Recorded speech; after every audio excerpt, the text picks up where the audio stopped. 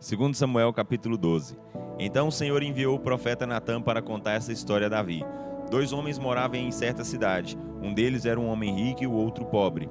O rico era dono de rebanhos de ovelhas e gados. O pobre, porém, possuía somente uma ovelha que ele comprou quando era bem pequena e a criou com muito amor. Essa ovelha era o animalzinho de estimação de seus filhos. Comia com ele no mesmo prato, bebia com ele do mesmo copo. Ela era tratada com tanto carinho pelo seu dono que até dormia em seus braços, como se fosse uma de suas filhinhas. Certo dia, chegou um viajante à casa do homem rico. Este, querendo preparar uma boa refeição para o seu visitante, resolveu matar uma ovelha, mas não quis matar nenhum animal dos seus rebanhos. Ao contrário, tomou a ovelha do homem pobre, matou-a e preparou com ela o banquete para o seu visitante. Davi ficou furioso ao ouvir essa história e disse: "Juro pelo nome do Senhor que o homem que fez isso deve ser morto. E por haver roubado a ovelha e por ter mostrado um coração duro e insensível, deve restituir 4 vezes 4 ovelhas ao homem pobre." Então Natã disse a Davi: "Você é o homem rico da história. Assim diz o Senhor, o Deus de Israel: Eu o ungi rei de Israel e o livrei das mãos de Saul. O palácio dele agora é seu. As mulheres dele agora são suas. Também dei a você os reinos de Judá e de Israel. E se isso não bastasse, eu lhe daria muito mais. Por que então você não respeitou a palavra do Senhor e praticou uma coisa tão horrível? Você matou Urias o Heteu com a espada dos amonitas e ainda roubou a mulher dele. Por isso, daqui em diante a espada estará sempre sobre a sua família, pois você me desprezou ao tomar a esposa do Heteu Urias. Assim diz o Senhor: por causa do seu mau procedimento, farei com que a sua própria família se revolte contra você. Darei as suas esposas a outro homem, que terá relações com elas em plena luz do dia. Você fez isso em segredo, mas com você será feito abertamente, à vista de todo Israel. Pequei contra o Senhor, confessou Davi a Natã. Então Natã lhe respondeu: sim, realmente você pecou, mas Deus lhe concedeu perdão pelo seu pecado, você não morrerá. Porém, com o seu procedimento, deu oportunidade aos inimigos de desprezarem o Senhor. Por isso, o filho que você teve com Batseba vai morrer. Depois dessa conversa com Davi, Natã voltou para sua casa, e o Senhor permitiu que o filho de Davi, com a mulher de Urias, ficasse mortalmente doente. Davi sofria com a doença da criança. Em desespero, ele implorou a Deus que salvasse o seu filho. Ele ficou sem comer e passou a noite prostrado diante do Senhor em oração. Os oficiais do palácio procuraram levantá-lo do chão e fazê-lo comer alguma coisa, mas Davi se recusou. No 7º dia, a criança morreu. Os conselheiros de Davi estavam com medo de dar a notícia ao rei e comentavam: "Que vamos fazer? Nosso rei já estava tão abatido enquanto a criança ainda estava viva. Como ficará ele diante da notícia da sua morte? Ele poderá cometer alguma loucura." Davi, percebendo os cochichos entre os seus conselheiros, compreendeu o que havia acontecido e perguntou: "A criança morreu?" "Sim", responderam eles, "a criança está morta." Então Davi se ergueu, lavou-se, penteou-se, trocou de roupa e foi à casa do Senhor e o adorou. Depois voltou ao palácio, pediu que lhe preparassem pão e ele comeu. Seus conselheiros estavam perplexos, não podiam compreender o que estava acontecendo e falaram: "Não entendemos a sua maneira de proceder, ó rei. Enquanto a criança ainda viva, o Senhor jejuava e chorava. Agora que a criança está morta, o Senhor se levanta e come pão?" Davi respondeu: "Eu jejuei e chorei enquanto a criança ainda vivia, porque tinha esperança de que o Senhor tivesse misericórdia de mim e deixasse a criança viver. Mas agora que ela morreu, de que me adianta jejuar? Poderei eu trazê-la de volta à vida? Eu sim irei para onde ela está, ela porém nunca voltará a mim." E Davi procurou consolar sua mulher Batseba. Ele teve relações com ela e ela ficou grávida outra vez e deu à luz outro filho, a quem Davi chamou de Salomão. E o Senhor o amou e mandou um profeta Natã dar uma mensagem a Davi. Natã chamou o menino de Gedias. Nessa mesma época, Joabe se colocou à frente do exército israelita e cercou a cidade de Rabá, capital de Amon, e conquistou a fortaleza real. E ele mandou mensageiros a Davi dizendo: "Batalhei contra a cidade de Rabá e conquistei seus reservatórios de água. Agora reúna o restante dos soldados, cerque a cidade e tome-a, para que no final a vitória seja sua e não minha." Então Davi convocou todos os seus soldados, foi até Rabá e tomou-a. Tirou a coroa da cabeça do seu rei e colocou-a sobre a sua própria cabeça. A coroa do rei pesava cerca de 35 quilos. Ela era feita de ouro puro e enfeitada de pedras preciosas. Ele trouxe uma grande quantidade de bens à cidade. Os habitantes da cidade foram feitos escravos de Davi. Ele os obrigou a trabalhar com serras, picaretas, machados e nos fornos de tijolos. Esse foi o tratamento que Davi impôs a todas as cidades dos amonitas. Depois ele e seu exército voltaram para Jerusalém. 2 Samuel capítulo 13. Absalão, filho de Davi, tinha uma irmã chamada Tamar. Aminon, outro filho de Davi, que era irmão dela por parte de pai, apaixonou-se por Tamar porque ela era muito bonita. Essa paixão era tão forte que ele ficou angustiado a ponto de adoecer. Como ela era virgem, parecia-lhe impossível fazer alguma coisa para aproximar-se dela. Mas Aminon tinha um amigo muito esperto, que era o seu primo Jonadab, filho de Simeia, irmão de Davi. Um dia, Jonadab perguntou a Aminon, filho do rei, qual é o seu problema? Por que você está assim tão abatido? Você não quer me contar o que está acontecendo? E Aminon disse a Jonadab, eu me apaixonei por Tamar, irmã do irmão Absalão. Bem, respondeu Jonadab, vou dizer-lhe como resolver o problema. Volte para sua cama, deite-se e finja que você está doente. Quando seu pai Davi vier aqui visitá-lo, diga a ele, peça ao Senhor que minha irmã Tamar venha preparar minha comida aqui mesmo e me dê de comer. Eu me sentirei melhor se for alimentado pelas mãos de minha irmã Tamar. Aminon aceitou a ideia, deitou-se e fingiu que estava doente. Quando o rei veio visitá-lo, Aminon disse-lhe, meu pai, peço um favor ao Senhor. Eu gostaria que minha irmã Tamar viesse e preparasse 2 bolos onde eu possa vê-la e que ela mesma os sirva para mim. Davi atendeu a esse pedido e deu ordens para que Tamar fosse à casa de Aminon e lhe preparasse o alimento. Assim ela foi ao quarto de Aminon, que estava deitado, e diante dele misturou a farinha, preparou a massa e assou os bolos especiais para Aminon. Mas quando ela trouxe os bolos, ele se recusou a comer. Saiam todos do meu quarto, disse ele aos criados que o serviam. Depois que todos saíram, ele disse a Tamar, agora traga os bolos ao meu quarto, quero comê-los das suas próprias mãos. Tamar obedeceu. Mas assim que ela tomou os bolos e se pôs ao lado da cama de Aminon, ele a agarrou e disse, venha irmã, deite-se comigo. Não, meu irmão, exclamou Tamar, não faça isso comigo, não se faz uma coisa dessas em Israel, não faça dessa loucura.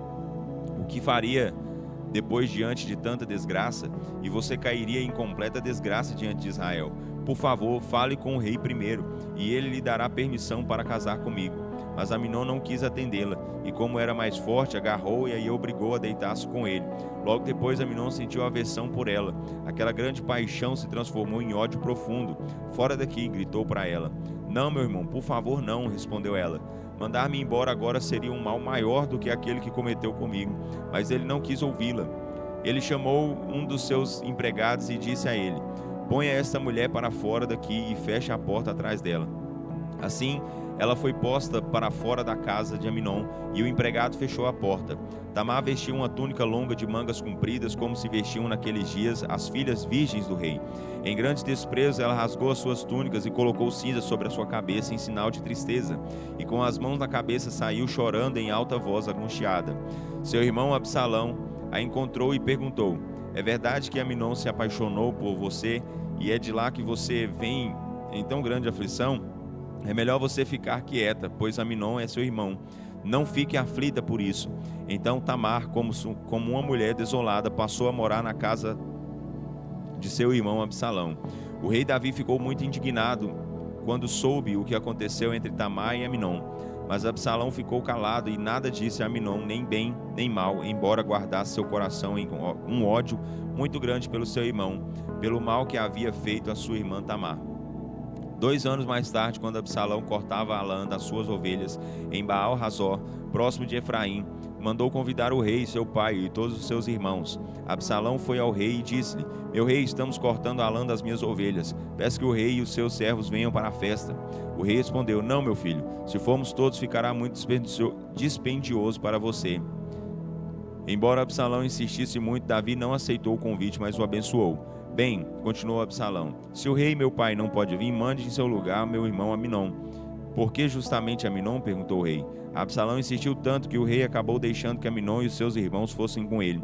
E Absalão disse aos seus homens, no meio da festa, quando meu irmão Aminon estiver embriagado do vinho, prestem atenção no meu sinal para matá-lo. Não tenham medo, porque são ordens minhas. Eu assumo a responsabilidade. Sejam fortes e corajosos.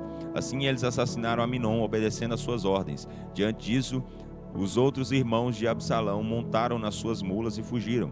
Estando eles a caminho, o rei recebeu a notícia: Absalão matou todos os seus irmãos, nenhum deles escapou. O rei se levantou angustiado, rasgou a sua roupa e se lançou ao chão com o coração cheio de tristeza. Os conselheiros que estavam ali com ele também rasgaram suas roupas. Nesse instante chegou Jonadab, sobrinho de Davi, e vendo o desespero do rei, disse-lhe: Não foi isso que aconteceu. Absalão mandou matar somente Aminon, por haver feito mal à sua irmã Tamar. Ele planejava fazê-lo desde o dia em que Aminon violentou a sua irmã Tamar. O rei, meu senhor, não deve acreditar que todos os filhos do rei estão mortos, somente Aminon foi morto. Enquanto isso, Absalão tratou de fugir. Nesse meio tempo, o guarda que ficava nos muros da cidade viu um grupo grande que vinha pela estrada de Horonaim, descendo pela encosta da montanha em direção a Jerusalém. Ele correu para contar isso ao rei. Eu vejo uma multidão de pessoas vindo da estrada de Horonaim, descendo pela encosta da montanha. E Jonadab exclamou ao rei: São seus filhos que estão voltando. Vê como estão todos vivos. E eles chegaram tristes, chorando e soluçando. E o rei e os auxiliares choraram com eles em alta voz. Absalão fugiu para Gessur e lá procurou o rei Talmai, filho de Amiú. E o rei Davi chorava pelo seu filho todos os dias. Depois que Absalão fugiu para Gessur, permanecendo lá por 3 anos, o rei Davi foi se conformando com a morte de Aminon, depois de chorar muito, e conseguiu perdoar Absalão. 2 Samuel capítulo 14.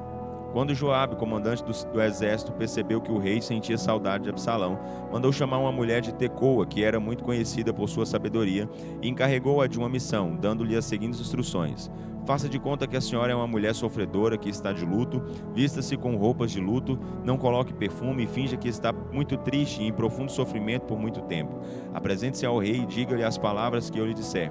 A mulher seguiu todas as instruções. Quando se aproximou do rei, ajoelhou-se diante dele em sinal de respeito e clamou: Ó rei, ajude-me, ajude-me. Qual é o seu problema, minha senhora? Perguntou ele. Sou uma pobre viúva, meu marido morreu, respondeu a mulher. Meus 2 filhos estavam no campo e lá se desentenderam. Entraram em luta corpo a corpo. A briga foi tão forte que, não havendo ninguém para os separar, um deles acabou matando o outro. E agora todo o grupo de família se colocou contra sua serva, dizendo: Entregue o assassino do seu irmão para que o matemos pela vida do seu irmão e destruamos também o herdeiro. Eles querem apagar a última brasa que me restou, deixando em nome do meu marido, sem nome, o meu marido, visto que não temos outros filhos. Que farei eu? Vá para casa, respondeu o rei. Eu cuidarei para que o seu filho seja bem guardado, ninguém tocará nele. Ó rei, meu senhor, respondeu ela, eu assumo a responsabilidade caso alguém critique a atitude do rei por procurar ajudar-me.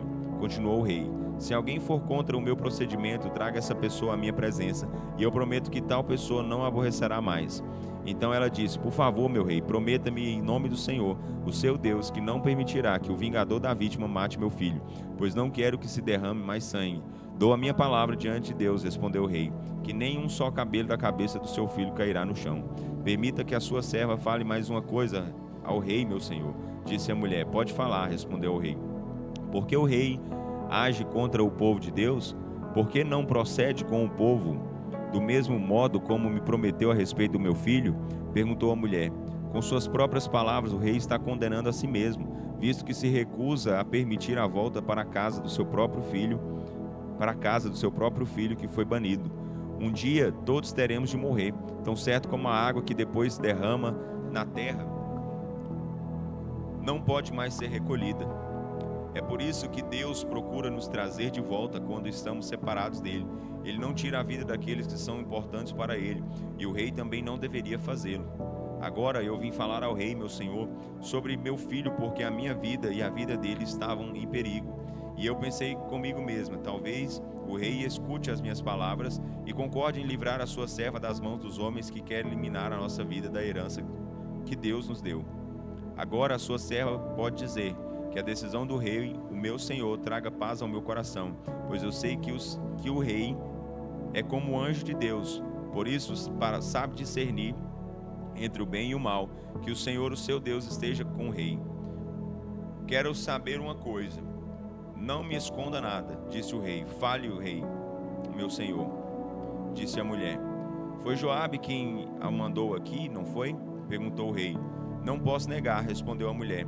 Tão certo como vive o rei, o meu senhor, que ninguém é capaz de desviar-se para a direita ou para a esquerda de tudo o que o rei, o meu senhor, diz. Sim, Joabe, seu servo, me mandou e me disse o que eu deveria dizer. Ele me mandou contar essa história para o rei, meu senhor, para mudar essa situação. Mas eu sei que o rei é sábio como um anjo de Deus e sabe de tudo o que acontece na terra.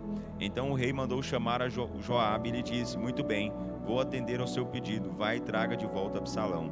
Joabe lançou-se aos pés do rei, abençoou o rei e disse: Abençoado seja o meu rei. Hoje posso afirmar que o rei me quer bem, pois atendeu meu pedido. E Joabe foi a Jesus e trouxe Absalão para Jerusalém. Absalão deve morar na mesma casa onde morava antes, ordenou o rei. Ele não deve vir à minha presença. Em todo Israel não havia homem mais bonito e atraente do que Absalão. Ele cortava o cabelo uma vez por ano, por causa do seu peso, cerca de 2,4 kg. Ele tinha 3 filhos e uma filha. A essa filha deu o nome de Tamar, e ela era uma mulher muito bonita. Absalão já morava 2 anos em Jerusalém e ainda não se havia encontrado com o rei, seu pai.